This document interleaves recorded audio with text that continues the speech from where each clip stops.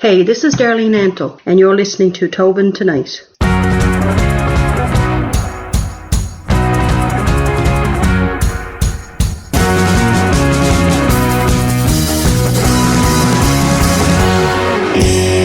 I want to ask you first off, why did you write your book? Because I had a nephew. My sister Erica had a little boy who had autism, and I didn't really know much about it.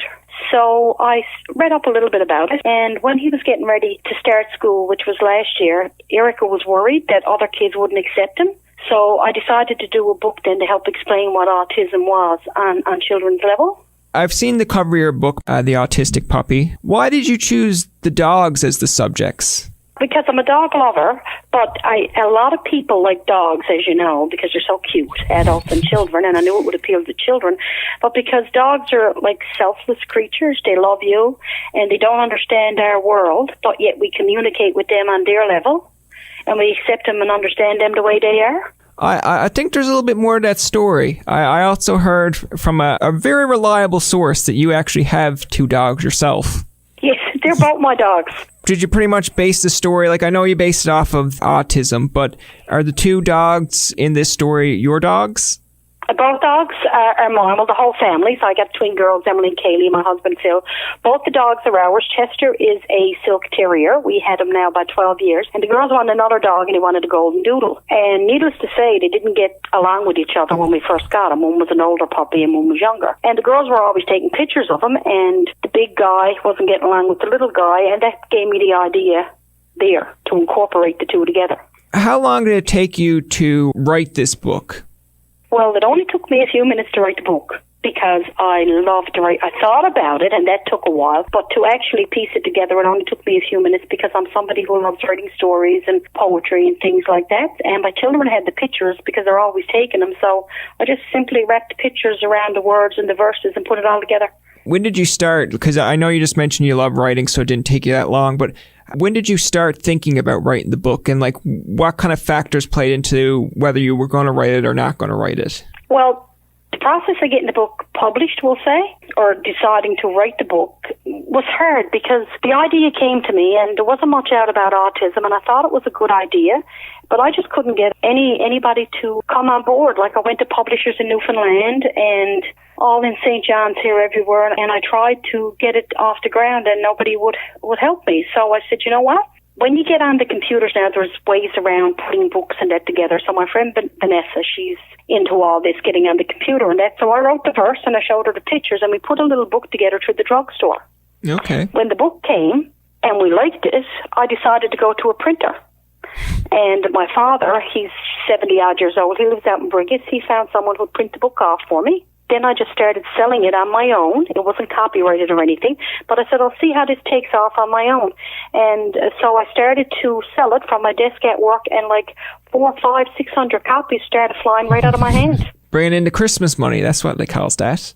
Yeah. No, I mean, it's very interesting that you mentioned that because, you know, as a society today, you would think like when I was growing up watching Sesame Street, you had, you know, Big Bird was Big Bird, Elmo was Elmo, but now they came up with now they needed to have a vegetarian monster instead of a cookie monster. Yes, that's right, yeah. They've got characters on it now that have disabilities. So when you come and say that to me, that publishers were saying, no, we don't want to touch that, I'm thinking like, it's kind of against what you're doing in the TV side of things. They just didn't come on board with it. Like, eventually I got one, but what was here in Newfoundland didn't come on board with it. And I went a lot of places, and I emailed a lot of people. And even when this was in the process, I didn't know that they were going to have a Muppet. Weeks or months after, this Muppet came out with autism named Julia on Sesame Street. But, I mean, getting a hold of these people and everything, well, I don't know how to go about that, right? It's one of those things that I just find peculiar in a way because, you know, my generation, just say the 20-odd-year-olds or even the teens nowadays, we're more accepting of different cultures, different people because we're growing up around it. And I mean, if you want to teach kids at a young age to start accepting the different disabilities out there, get them exposed while they're young, so that absolutely.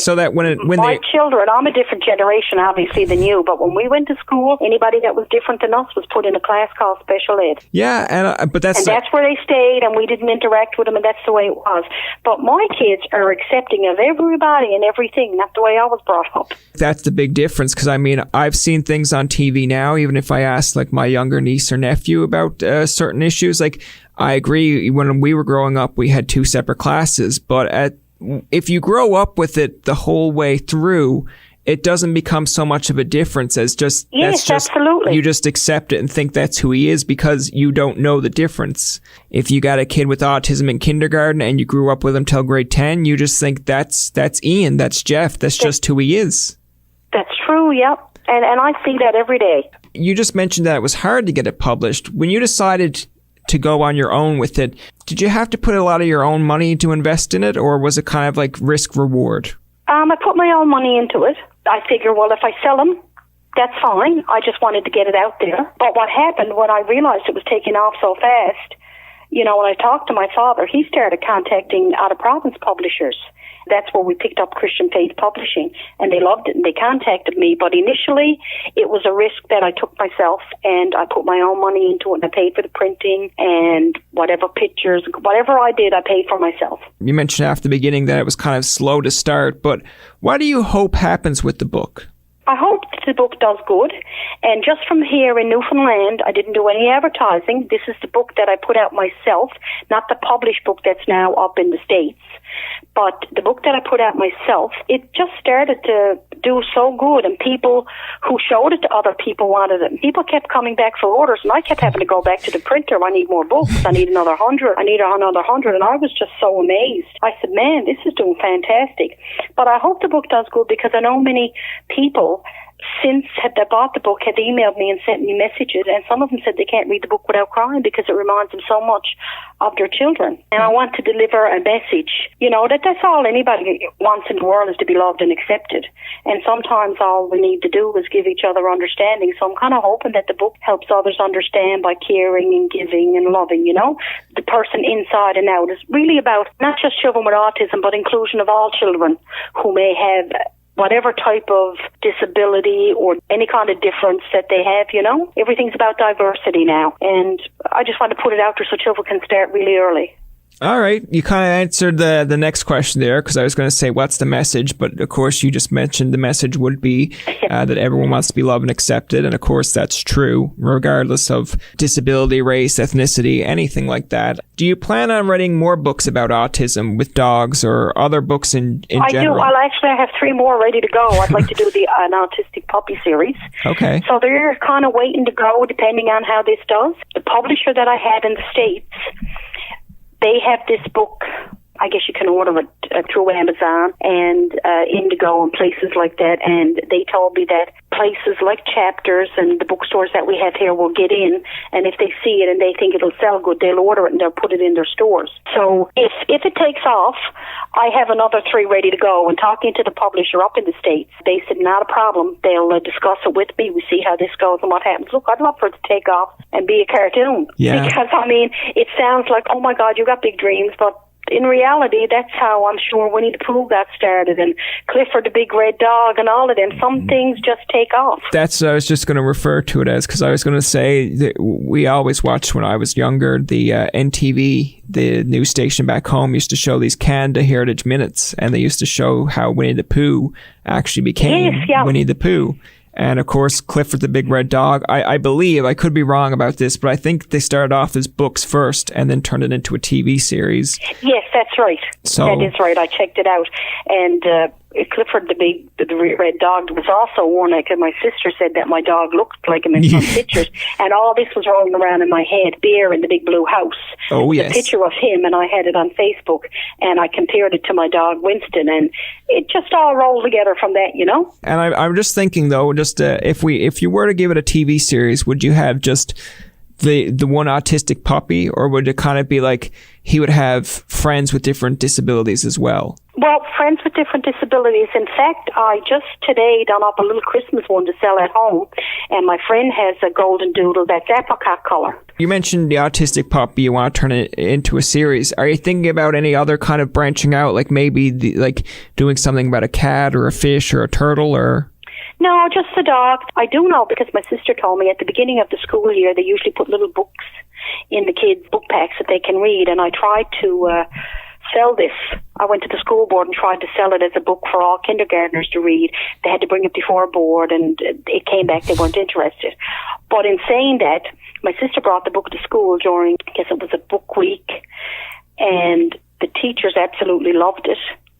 Social workers started calling me, teachers and principals. Everybody was interested in it. It's like one person showed it to somebody else, and all of a sudden everybody started calling. Even the Autistic Society posted a picture of me with the book, and they have the book down there if anybody wants to read it. So I just think the dogs are more, you can get a picture book for kids, and people draw teddy bears, and people draw Winnie the Pooh and that, but I thought the real animals would capture the kids' attention, and they do, because some of the people that bought the books tell me that the kids say, I want to meet Winston, I want to see Winston. You mentioned about school board liking the book and teachers liking the book, and I think that's interesting because, you know, that's the kind of people you want on your side. I know the higher ups kind of get the final say, but at least if teachers and students are taking it in and saying, like, no, they agree with it, they like the book, then, you know, you're really reaching your audience in that aspect too. Because yes, and some social workers who bought the book or read the book from a friend and then sent in and wanted one ordered, they started contacting me as well. And the social worker that works with autistic children is trying to speak to a panel of people to see if she can get it brought into her learning. And this was long before the book was even published. These were just my copies that I made myself. But, you know, now that it's out in the States, well, the States is a big place compared to, I'm just here in Newfoundland with a few friends branching out, a friend of a friend of a friend. But now it's going to be, Barnes & Noble has it, and Amazon, and all these places, and all across the States. So maybe it will be something that will take off. Just in my kind of mindset, I think that it will do really well in Canada when it reaches its mark, or in Newfoundland. The state that the United States is in right now, I think your best hope is that the Autistic Society or something gets the book out, because the United States can't really seem to agree on much to begin with there. That's right. I know you mentioned that people can buy the book on Amazon, but where other places can they buy it, and for how much? The books that I sold myself before anything went down were $10 and no tax. And once they came out there, I guess they set their own price. So, of course, up in the States, they were $11.95. And I seem to see them when they're posted being different prices depending on the companies, 11, 12, 13, and I've seen them as high as 14. But Amazon, you can get in and order it. Barnes & Noble, Indigo, and Book Depository. So if you go to a bookstore, which someone has done and contacted me on it, they went to Chapters and asked them did they have the book. Chapters don't, but they'll get it in for you, and there's no cost for the shipping. Nice. Yeah. The last question I have here, I know that, of course, you mentioned that you were funding it to begin with yourself, and obviously you want to make the money back on that as well, but does any of it go to charity, or do you see it in the future going to charity? What I did myself, I took the cost out of the book, and yes, I gave money to the Autism Society. I went down myself and gave it to them. That was on my own. Okay. How much this book will make, I don't know, but absolutely. If this can take off, yes, because it's something that's near and dear to my heart. My nephew, he is a sweetheart, and he's so funny and loving, and to think that, you know, he could be treated different because of this, it just breaks my heart. So absolutely. I think and I believe, you know, sometimes people just don't know what's inside or what the child is like. I was guilty of it myself before I even wrote the book. Myself and my friend were out shopping in the store, and this little girl, she was about 8 or 9, and she was going around with her mother, and she was crying, and she was in the cart, and she was screaming, and myself and a couple of people were there. I'm like, oh, you know, you think her mother would calm her down or whatever, because she was old enough, we felt, to know. Anyway, a few minutes passed, and it kept going on. A lot of people were getting pretty poisoned. Anyway, the mother lifted the little girl out of the cart, and she started to tiptoe. That's the way she walked, and I only knew because I had read up on autism that could be a sign of autism, depending on where it was to on the spectrum. And she started lining things up on the counter, which was another sign, and counting them.